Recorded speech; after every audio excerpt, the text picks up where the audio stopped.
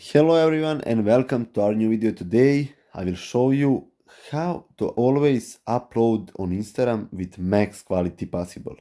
You know, when you see someone's story or maybe when you see your story, sometimes it is good, sometimes it is, not that good. And today I will fix your problem. Open your Instagram app. When you are in your Instagram app, go to your profile.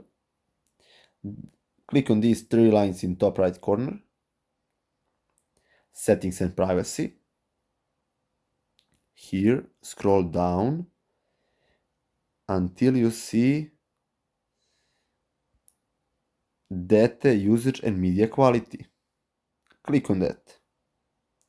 Here, if this is not selected, make sure that it is. As you can see, upload at highest quality.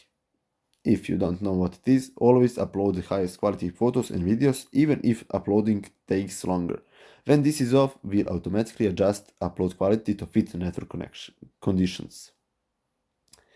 And just like that, we are done.